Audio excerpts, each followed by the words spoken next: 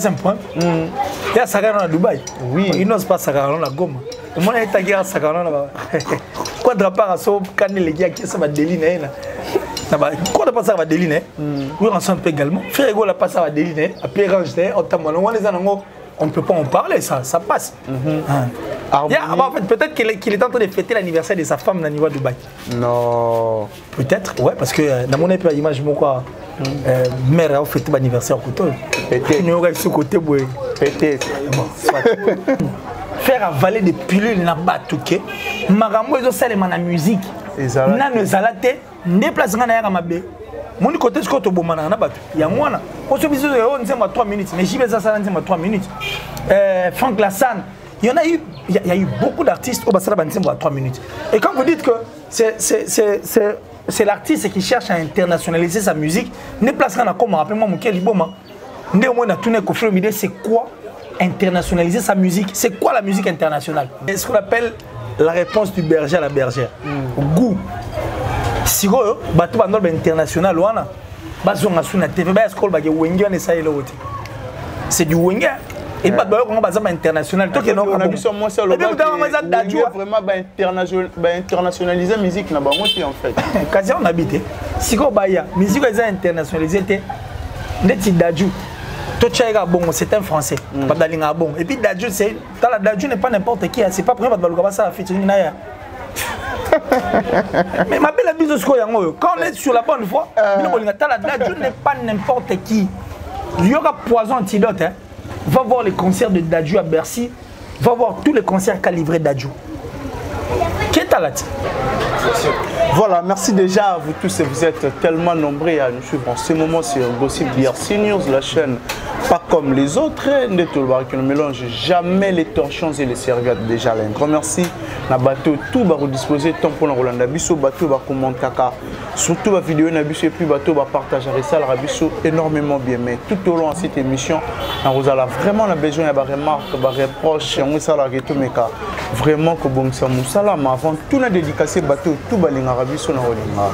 Beaucoup plus na nos invités na la zana na plateau na biso lelo. Là je suis avec Killer si jamais d'échec avec qui est tourné solo là tout sauf rien surtout aux actualités. Déjà un grand merci à mon vieux Dadi Mavungolé, l'homme qui avance les temps. Merci aussi à notre président de l'île Jo Béni. Merci aussi à Oscar Maritou, millionnaire à Gondo, millionnaire à Kilote, Oscar Maritou. Un grand merci à Dada Oulungo na Suisse pour la maman sociale. Merci aussi à mon ami Megra Mangwana. Un grand merci à Vie Odilo Mampouya, exemple à suivre. Yayo Yamona vraiment passe aux alliés. Merci aussi à Bateau au disposer temps pour l'Orlanda. Biso n'invité sur le fond. La biso là, je suis avec Killer si. Je mets notre autre action. Voilà, n'invité sur le fond. La biso là, je suis là déjà avec Killer si. Jamais d'échec. Mister Torch. Oh mais ça change? Oui. Mister Torch. Mister Torch. Non mais il n'y a pas de chèque. Merci beaucoup. J'ai beaucoup aimé surtout ton intro.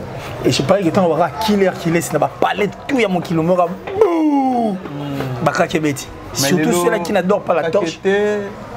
Kakebeti. Torche apparemment dirait comme il déchargé. T'es à décharger tes pélats. Non. La torche est pratiquement impossible comme à décharger.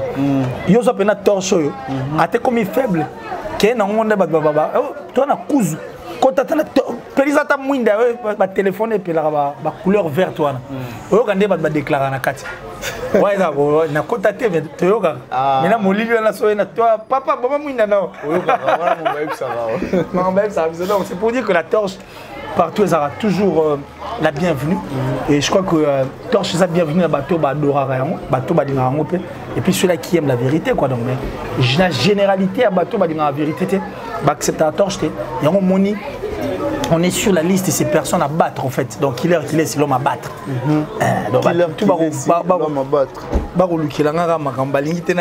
Voilà quoi. Voilà, le roi Balingito Zalamène évité au soulevé vraiment les très capital. On a Rolandao dernièrement Boyamari Koffi Olomide aux qui parmi bateau qui mais évité apparemment Bilongi tout na mona qui on eza Bilongi te bien dire bundara guerre na Killer on se sentait qu'il n'en comment. Sérieux? Oui, hein? Il y avait Franck Stemma, il y avait... Bon, non, mais attends, mais oui, c'est photos à la claire. il y avait Franck Stéman. Comment ça? Il y avait aussi Vincent Toulouse. Qui encore? Parce que moi belé oh tu as vu qu'il y a qui laisse ses armes bato quand on a bato ngambo. Juste qu'on est sous fauchant la conscience la cani. Bato ba yo pam. Non mais le papa ba yenga pon. Moi j'ai toujours été vrai dans ma propos là. Et avant que na lo bana sender itatinda. Maboko na ya pembe. Parce que yo tu changa na kan banane. Na quand on fait rigolo. Je n'ai jamais été dans quand on fait rigolo. Et puis je l'ai toujours dit, moi je suis pas un Gaulois, je ne le serai pas. Donc non, tu sais, moi je ne suis qu'un amoureux de la culture et puis un vrai guerrier, un vrai. Donc ça dit parmi les généraux va défendre la culture, moi j'y fais partie. La culture, c'est-à-dire c'est un pays sans culture est un pays mort. La culture elle est très importante parce que culture n'a pas soto le bango qui était kakambo qu'on a vu sur musica et l'équipe même n'a musalo diamant ça la place il y a diamant n'a pas richesse va sol sous sol la culture wana. Alors moi ça me fait mal de voir les gens ba bundisa bato ba ça la fierté culture na biso parce que quand on parle de la culture on retrouve beaucoup de gens sur les engagements on allait faire sur ba musique à calme sur on allait à Kofi sur ba musique à calme to bato ba goya après. Ce sont des personnes qui font bien la culture nabiso.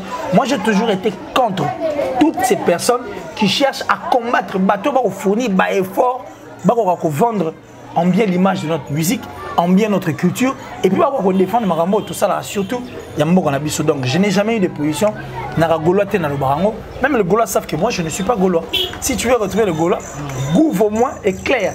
Gouv les Gaulois, soldats Yambodi. Ndegonabiso, il passe en fait. Fiston Frappe, qui dit clairement que non, Aza le père de la révolution. Donc Fiston Frappe n'est là que pour parler de l'artiste Ferrigo. Et puis, ok, na ba belle beau, allez, ok, na ba tarif peu de fois, on dirait rappeler à moi, voilà. Mais par contre, qu'il est ici, n'est qu'une torche quoi. Il est là que pour une vérité.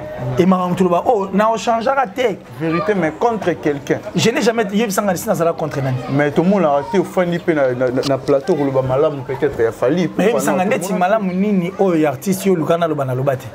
Na loba déjà les artistes a permettre ba rapper à l'heure na concert. Aza pe fierté mboka na biso. Ah félicitations. Oh na loba ngomba lebele. Mais na bien so boy que type wana ça a succès ou ape mutu mabe. À ça a succès non? Il fait babloro ngatsko pona ngani. Tout ce que l'artiste fait, c'est tout ce que les autres artistes font. Et puis ça maramo c'est Salema. Mais quand les gens viennent faire avaler des pilules na batuke, maramo ils ont Salema na musique. Na ne zalate déplace ngana ya mabe. Mon côté ce que to bomana na batu. Ya mwana. On se biso on nzema 3 minutes. Mais j'y vais ça nzema 3 minutes. Franck Lassane, il y a eu beaucoup d'artistes au Bassala Banzembo à 3 minutes. Et quand vous dites que c'est l'artiste qui cherche à internationaliser sa musique, ne place rien à comme rappelle-moi Mouké Liboma. C'est quoi internationaliser sa musique? C'est quoi la musique internationale? Et il nous a expliqué que musique internationale, ils ont dit, internation, c'est-à-dire musique non seulement l'équipe Brazil comme internationale. Donc, soit comme il y a le Loufou, peut-être 244 automatiquement, c'est une musique internationale. Tu comprends? Donc, ils ont dit,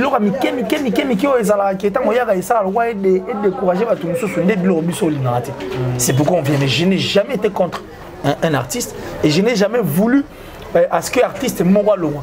Aussi longtemps dans le banque, naza mourra bateau ba kengelara forêt, la forêt qui est la culture. Parce qu'il y a ça mourra ba yaba niama ba na kati ya forêt nanga ba osa la fierté na bundi se poignet.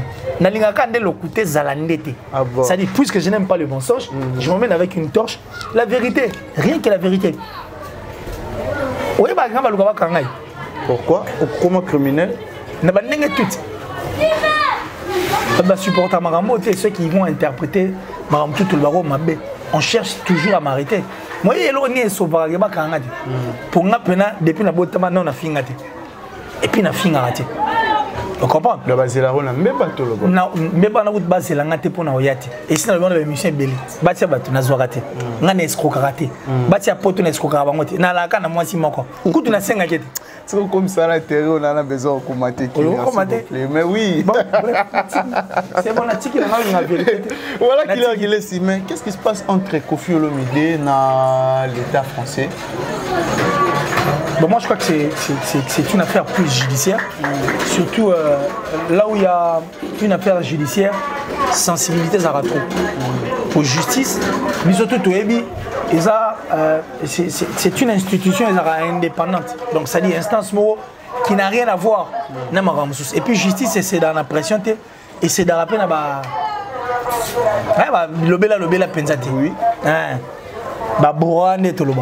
Donc puisque c'est une affaire judiciaire, moi je ne veux pas qu'on en parle comme ça vite en besogne.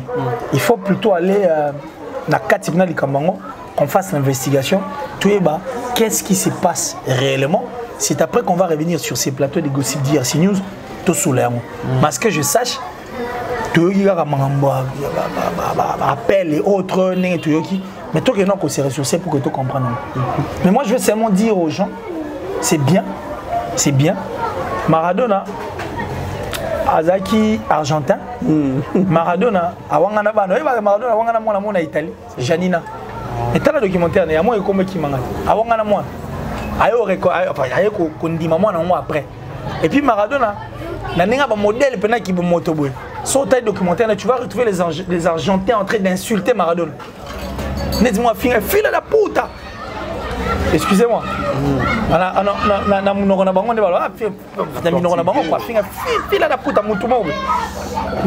le documentaire, Michael, il y a Maradona. Et puis Maradona, tu es bien Maradona. Tout le monde a dopage et autres. Maradona, tout, c'était un nom. Mais aussi, quelque part, moi, son niveau en Argentine, vu que Star n'a pas ça va bloquer mon boy. Et ça rappelle qu'il t'a côté Van Rappé en mal son image. Tu comprends? Mais l'Argentine, aucune fois, Maradona parce que c'était une fierté. On comprend? Est-ce que ma fierté Bali n'a pas été battu? Dans le cas est-ce que ma fierté Bali, il faut que le gars koyeba, nengi togogia et ça l'a rappelé moi bien. Voilà, Togo girant un peu autrement. Mais bon, Kofi reste notre artiste. Kofi reste notre légende, il le restera. Mais surtout, dans l'histoire de notre musique, l'écriture et l'encre de Kofi Olomide, ils ont tellement ébellé. Alors il faut te réfléchir, moi trop. Ah bon. Voilà. Moi, est-ce que tu vas te Basco? Tu vas te Balbani? Tu vas Balbani? Balbani. Ah, au moins, il ne fallait pas. Tu vas que sur la Kekuna, sur la seule émission. Alors, comment or, ce n'est qu'une vérité.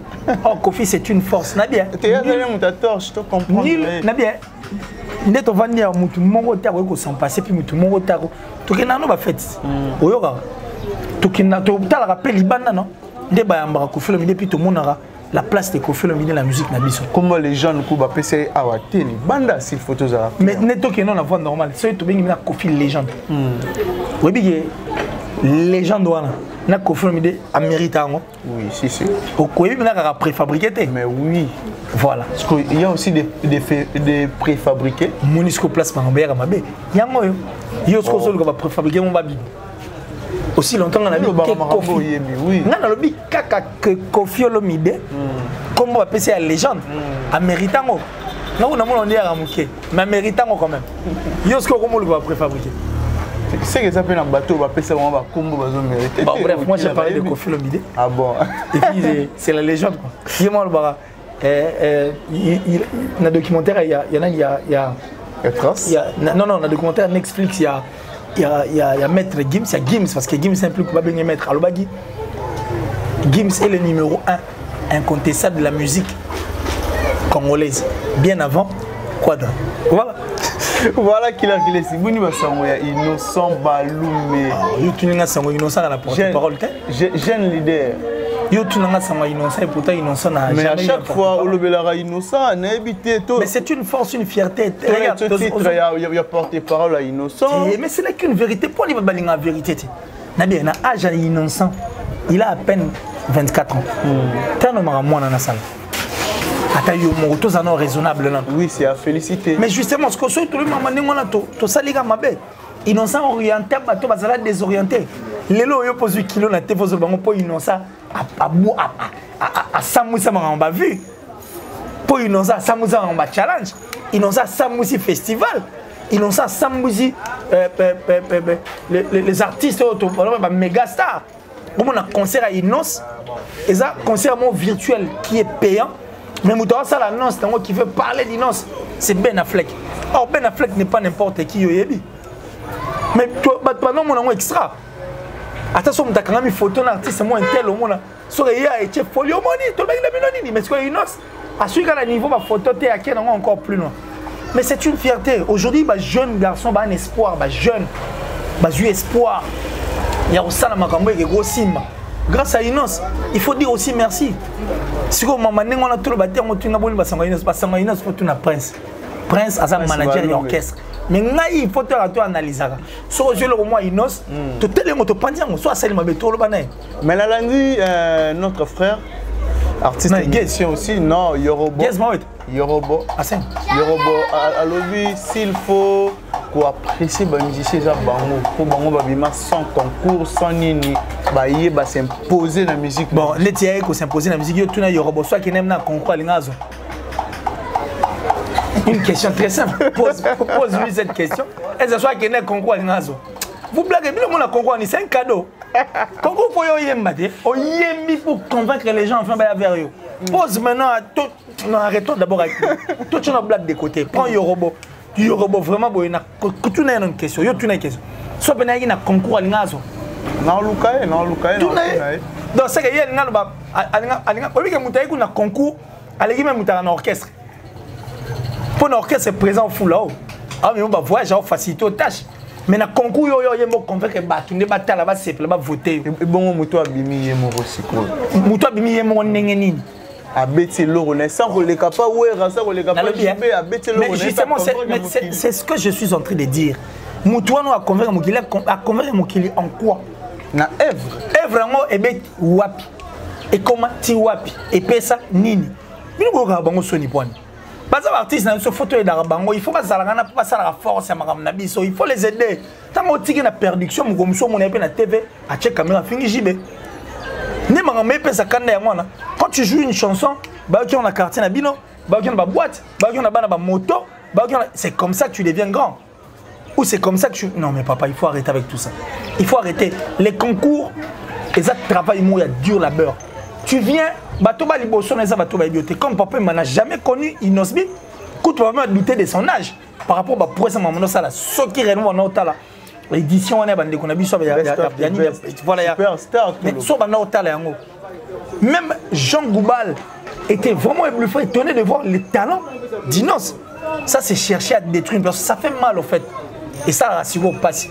Oh, comme moi. C'est un garçon, un petit, en fait, tant que vous estimez que c'est petit, ça là pour soir au salon. Kofi a raison de dire que ça Michael Jackson c'est une force et une fierté. Concours est à la cadoté. Et puis pour la Inos, il faut dire merci. Parce que en 2010, on attend ça la concours après, ils étaient plus en bon terme. Oui. Inosbi, de 2010 à 2015, il était nulle part. Il a été bloqué sur tout le plan. Tant que Bimi c'est le Ronian à Port, il était aussi seul. À ça, on a un concours peut-être. Si on a tout ça, le concours, on a pris un soutien. Il y a une société. Ils sont où aujourd'hui? Dis-moi qui a la taille d'Inos. On est en train de parler. Mais regarde, par moment, il faut quitter. Regarde. Par moment, il faut quitter sa coquille des journalistes. Tu peux réfléchir le roi battre. Il faut. Et le moment, mon boutou, Jalelo. Mobutu, à force de dire que Mobutu, pour le candidat unique, Mobutu a été enterré au Maroc. Caméra cachée, il y avait peu de personnes. Mais Batebelo, Mobutu, c'est les gloires, il y a flatterie parce qu'ils avaient besoin d'un fromage à Tchèque. Sur tout, il n'y a aucune personne qui est au Maroc. On a tout, il y a Thomas Mobutu. Mais or, il y en a plein comme ça, il disait un peu une erreur. Il faut que bizarre la vérité. Aujourd'hui, on regarde Papa Mba pourquoi. Dans telle émission, on a tiré le vent ouvertement comme ça. Pour la Jalelo, même King Kesser, j'ai suivi une émission, on dit que Tam Soussou, Papa Rose, peut-être qu'avant date, qu'il n'était pas comme Soussou. Mais vous voulez lui dire, père, côté qu'on a peine yo kaka. Aussi longtemps que toi, on a peine zana nous papaté. Mais nous, on t'a indiqué, na souci, na bino rapport niveau apparaître. Mais est-ce que ça, on t'a qui a zoom bébé? Je me souviens, na qui sous passiona. King Kester a glissé dans le concert, moi je crois, dans Boudito Martyr, je crois, sur la Bossanité. Dans Martyr, les arts, dans Nuit. Mais comment les autres se sentaient vraiment pas bien. On comprend? Donc arrêtons avec ça. Si on est au Vandia, tout sur la peine carte sur table. Dis-moi qui est cet artiste Oyo estimé qu'à soit concours à match champion ou à la taille innocent. Entre parenthèses. Anniversaire et entre parenthèses, on reste ici. Anniversaire et innocent. Na Congo c'est qui d'après qui leur? Non, na zolo ba makambo na na yebi. On a évité na olobate. Na na tuni question simple. Oui, et monsieur c'est un ngai. Mais on est en train d'analyser. Non mais c'est qui leur qui décide. Et ça analyse, c'est une analyse. Entre parenthèses, tous aux hommes. Na na yebi adversaire, innocent n'a pas d'adversaire. Mais réaction à Gaz Mawete envers mais si non, je comprends plus. Mais oui. Nabi innocent n'a pas d'adversaire. So moni mutakomo la namutika qui a succès. C'est parce qu'Innocent n'a pas d'adversaire. Aza na liste ba jeune ya âge ni ba teka en Afrique, aza parmi ba trois premiers ba ba stream ba teka ko ba na succès ba saka makam. Il y a pas mieux que lui. So yo bi sangai net Innocent quand on so mamna parler na azu mutu ka quand vous na landi mutu mo bena. Ta papa vous blaguer. Yem dans la bien. Il y a la nienne émission. Yo quand tu vas tourner par là, soit lui na wa Innocent si c'était pour aller finir une affaire avec Innocent comme ça fara to katalika mongo ici là. Aibi na wa Innocent. Innocent Alexandre Kunete na ma campagne. Alexandre Kunete na cité du fleuve. Innocent Alexandre Kunete. Attention à se renseigner. A koyer ba place ali, soit ça qui peut na pas régler na faire na. Na keluki na parler. C'est le fait de ne pas papa visibilité na succès. Et da pas immo na bisayo. Eh pardon Badi. Pardon. La bonne ah tosola. Tosola ba tosola. Eh la bonne. La bonne ngambadi. Voilà qu'il est ici. Mais évitez vraiment les photos sur la haute actualité musicale surtout comment on a de Ronabiso Naza qui black et puis aussi Dadju aussi tout le temps aux zones c'est bleu Wenge et au salon comment. Mais c'est ça bien mon. Ça c'est ce qu'on appelle la réponse du berger à la bergère. Goût. Si vous bateau international wana bazonga suna TV ba escole ba Wenge on essaye le haut. C'est du Wenge et pas de on va international to que non on a vu sur moi ça le vraiment ba internationaliser musique na ba moti en fait quasi on habite si ko ba ya musique est internationalisée té neti Dadju to tchaïga bon c'est un français pas dalinga bon et puis Dadju c'est la Dadju n'est pas n'importe qui c'est pas pour pas baluka ça featuring na ya. Mais ma belle abuse quand on est sur la bonne voie la Dadju n'est pas n'importe qui. Il y aura Poison Antidote, hein. Va voir les concerts de Dadju à Bercy, va voir tous les concerts qu'a livré Dadju. Qui est là? Autant la concert au Dadju on a livré pour comprendre la gravité. Dieu m'a fort dans ma cambo. L'autre album là de Dadju c'est qui 2.0 on a c'est le titre m'échappe. Gangster sur Gentleman 2.0. Papa mais vas-y. C'est du lourd. Maintenant on continue à ta carne. T'as la salle petite dans le pelle. Les voisins, combien de parties et comme elle est née. Et comment elle est na poto. T'as essayé de traverser déjà. Papa, Wenga, ça m'a noté. Dadju, merci pour la réponse. Et ça, merci, n'est bien, ça peut sa mise aux réponses. Les Dadju a fait ses réponses. En tout cas, non. Carré. Merci Dadju. Merci Dadju. C'est le Scrum aussi. Ah non, Star, non, c'est le Scrum. Mister Poutine Moussala. Et ça, moi, je suis fier de toutes ces personnes qui font la fierté de notre culture. Bill Clinton limbi sanga na trop. Ngana là fort, oui. Ngana na animateur moko tena linga lo Bill pour Bill m'énerve tous les jours de ma vie. Na lo bango na linga jour na kutena lo bané pe boy. Il m'énerve. Azo comprendre au hasard. Mais il ne comprend pas. Parce que Bill Pena dernier album à succès, tout tube à succès Bill Zarab. Yedena kasamba simbango, samba simtilelo. Est-ce que Bill a soutenu ba Youssoufa? Oui, bien, à l'époque, on peut décaler. Bill, à Bouaka, on a Youssoufa. Ah, Spawn. Spawn. Nana Koufana comme hein. Arafat. Le robot. Nabi Arafat. Ah, tu vas DJ Arafat. DJ Arafat. Mais c'est lui le robot. À Koufana comme Bill. Si tu vois la grandeur de Bill là. Mais yo depuis à nous et bandilimbi ça soit atteint combat billet na plateau yo sur cette émission combien de photos combat billet. Non, on a été pour rien. Mais il y a celle autant photos à la claire. Il y a celle autant quand Poutine parle. Voilà, tout le monde écoute. Donc c'est pour te dire quoi? Poutine, c'est Léo Scram. C'est le seul animateur au Atigala Natan, au Balobelarae. Peu importe des Balobo pour la buzz, oui. Buzz est constitué à rap musique. Parce que la fouine, 50 Cent, même Drake, a nous les cigares, a clashé à Puff Daddy. Mais a clashé à Jay-Z. Non, mais justement, mais il est au studio avec un bel album. Rempli de. Non, mais je te jure. Métissage dans un album, on a eu un titre album, mais ça état d'esprit. C'est vraiment un état d'esprit, je te jure. Mr. Poutine, c'est le Scram, tu as vraiment un état d'esprit positif, fort. Tu as des nerfs solides et tu as un cœur d'acier. C'est-à-dire que dans la muraille, il est blindé, quoi. C'est un homme fort. Parce que dans la liste, Papa Tika, c'est là n'est pas n'importe qui. Dans quatre albums, on arrive, dans Ozon. Ozon, dans quatre albums. Qui m'a été Ozon? Non, qui m'a été Ozon? Qui m'a été Ozon? Dans quatre albums, on a sali featuring, on a jeune, bébé Bouchou, Materazzi. Question, mais justement, question aussi de donner un coup de pouce. Peu importe sa position de Badbaro Belala, mais pour aider. Coup de pouce et où tu vas? Pas naïeto, pas naïeto. Mais attends d'abord, on est Bouchou par exemple. Depuis le mois, depuis le mois Villanova. Yo soka sou Bouchou. Na noté. Mais so pe na tunyo bien depuis anu bandit tilelo, au beti pe lisola Bouchou te. Mutu no mo Angelo central so beti c'est que pire yo. Rien de spécial. Angelo nani central Angelos. So beti so c'est que pire yo. Mais en réalité, na no beti so la na te. Mais on a parlé de ça pourquoi? Parce que c'est Léo, c'est un nom. Le fait de faire un featuring avec Bébé Bouchou, automatiquement biso sani.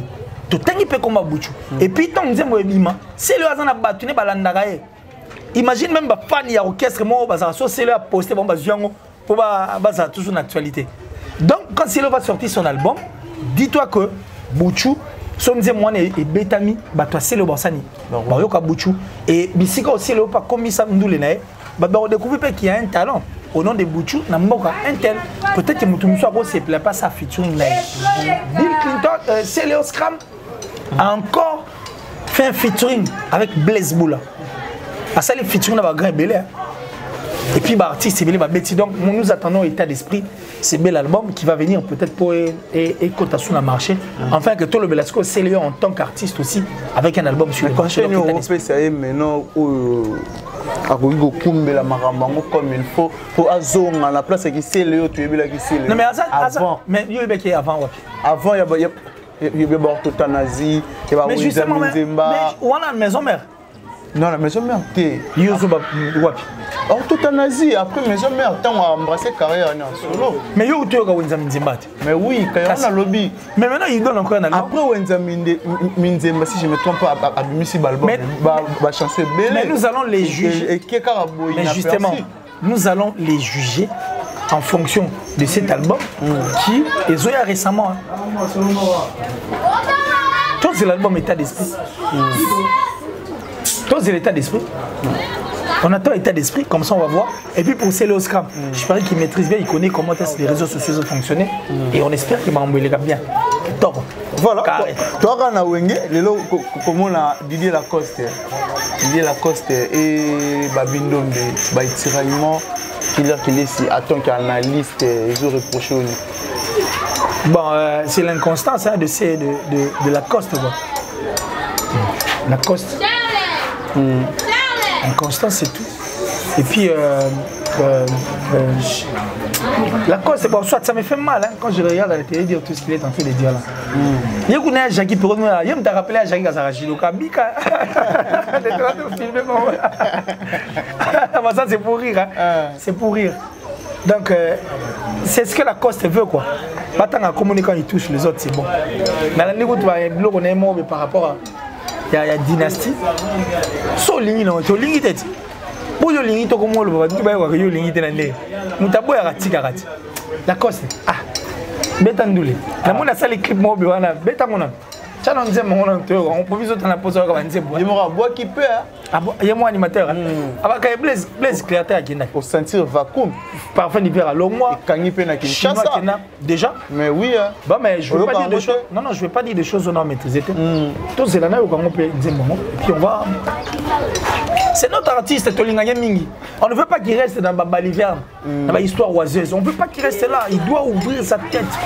Mais apparemment on dirait débat il fallait faire on dirait 8 millions on a c'est. Yoli va combattre de toi. Mais oui. Mais quand on fait un peu les internets, Yoli. Et Yoli mini.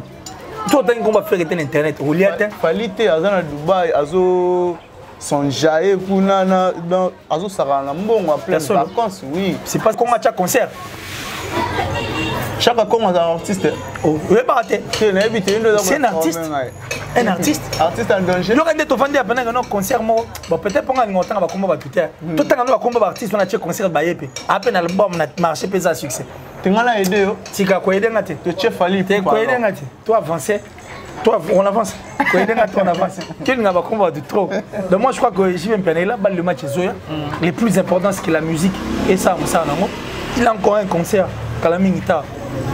Et ça réservation. Fais ça les numéros de téléphone. Même si on va placer ça suite. Ah bon. Sur musicien ndengona to linga irate. Asa fiata mboka na biso. So linga je bien piano des vrais conseils européens ça soit message maro clé au colo basi je bien. Comment ça? Kolinga de vrai. Oui. Conseil européen ça conseil. C'est un vieux loup, oui. Bien sûr que oui. On n'apprend jamais à un vieux singe ba grimace. JB s'y connaît mieux que Yonangai. Et puis il est bien.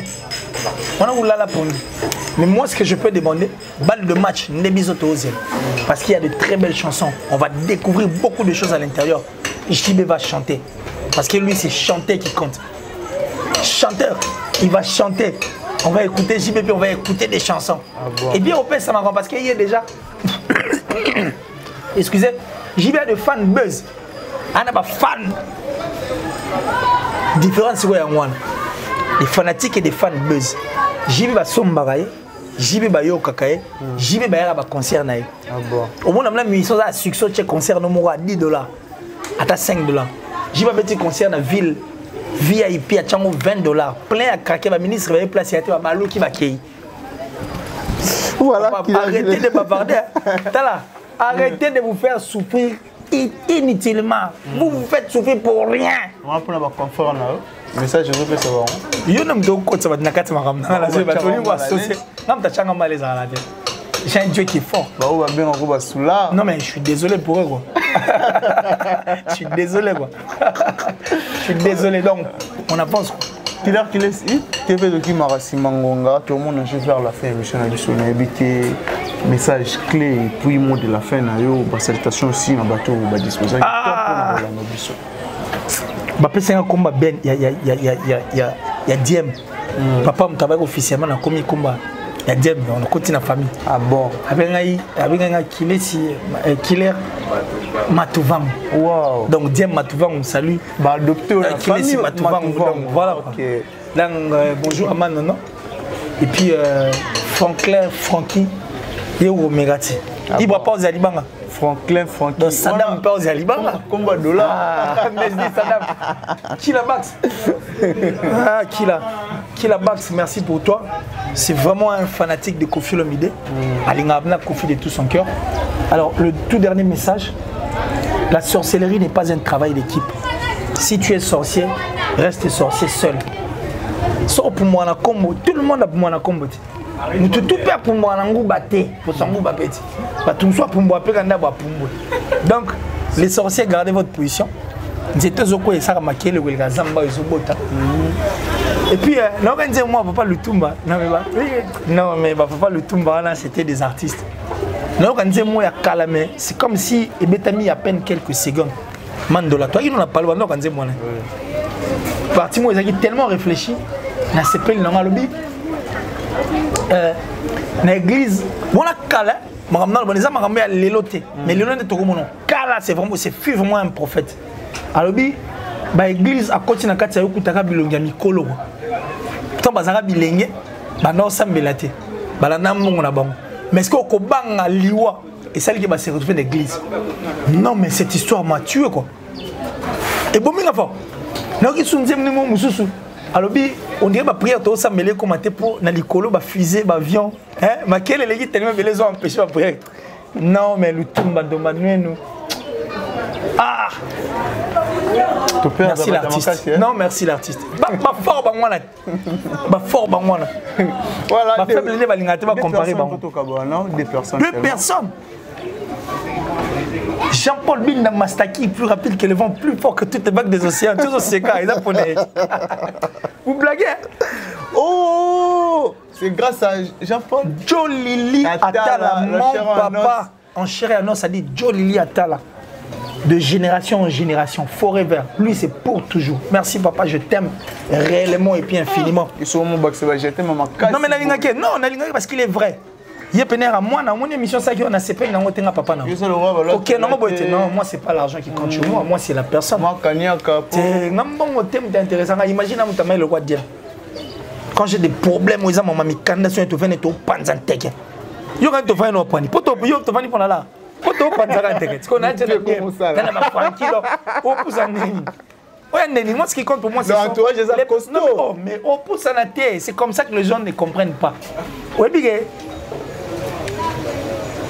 il y a des gens qui m'appellent pour te tourner mission, Moussa Bengio, Boulka, que non, bon, tu demandes à pauvre, comme ça, extérieurement, je suis riche en esprit. J'ai de ces femmes, pour ça, mais qui m'appellent, la boule, qui te sépèle, mais nous, on peut te façonner. Hier, on façonne dans l'art, mais on a piégé. Pourquoi on a la discrédité? Si je n'avais pas de nerfs solides, si je n'ai pas un entourage fort, pour qui le m'a embellé les gars. Mais maman. Vous comprenez? Donc moi, pour moi, ce qui compte, c'est les personnes. Papa Joe Lili Atala, tu dois rectifier là. Et puis tu sens qu'il est vrai envers toi. Ce n'est pas une relation liée à ma malade, non. Et ça lié entre père et fils, peut-être moté bolingo écoute ça lié. Tu vois donc papa Joe Lili Atala translation 7. Bah tout la traduction du Canada, on a raté en anglais terme allez-y et puis j'ai dit merci comme ça la plus suspecte, la plus discrète. Datichou. C'est-à-dire il y a un sponsor officiel la chaîne Nana Killer TV. Merci à toi Datichou. Merci infiniment, merci pour tout. Maman Julien Diebobissemi depuis les États-Unis. Merci à Alain Bila. Namien. Alain Bila. Ambassi qui sous là. Motema Karine Ilanga. Donc la plus belle quoi. Naniga au Saranate. Del Piero à venir de tout le temps. L'amour en chair et en os. André Malou. Je dis merci à Westerega. L'homme visiblement invisible. Seul moi qui suis habilité de le voir. Giannissi Tanchungam Poutubanga Mouchuri de Suisse-Irlande. Le gourou du temple. Le gourou du temple. Mais il dit qu'on a 3e 8. Il est toujours tout autour de moi quoi. Merci na batuto on trouve à Killer qui laisse et puis vient en aïe yesko chafouin au monde en beba si beba adrisha motomètre adrisha motomètre beba si beba moninga kakato mandala ah non non ça entouré na batou hein ah Gigal Fiele. Gigal Fiele. Voilà qui a merci na batuto Blanchard et tous il est robot ça a été Blanchard et tous l'enfant propre dans les États-Unis voilà Blanchard et tous l'enfant propre et puis tout balinga Killer qui laisse Bibi également mère Nabiso donc voilà. Merci la maman beauté le monsieur Killer qui laisse jamais d'échec encore une fois. Merci. Tu as pensé à ma mère, tu es le premier hein. Merci. Tu as pensé à mon père. Ah bon. Ah mon papa, j'aime tellement. Merci vraiment à l'abonné, Nabiso tout, abonné surtout abonné à Gossip DRC News, bateau va faire Sarabiso vraiment confiance comme il faut. Merci Nabino pour continuer toujours à s'abonner et au Salabiso vraiment bien. Merci aussi à mon ami mes Gramangwana les banquiers sans oublier à Dada Olongo na Suisse pour la Bengaï maman sociale. Merci aussi à Trésor Koukas les dragons de la monnaie 5e race pour garder na poche. Merci à les boss JB Koumalouta les vrais pétroliers de Dallas. Sans oublier à Oscar Maritou, millionnaire à Gondo Djogo. Merci aussi à Kalo Boutique Pomba et Swag de Charge Yamboka, on l'a ici à Congo. Merci aussi à Kokoloma, les maires d'Allemagne, sans oublier encore une fois à Dada Olungo, la Suisse, pour la Bengaraï, Maman Sociale. Merci à Cynthia Lumira depuis Portland, Maine. Cynthia Lumira, merci Nayo. Merci vraiment la famille Gossip DRC News Mobimba. Tout le monde est bon au prochain numéro.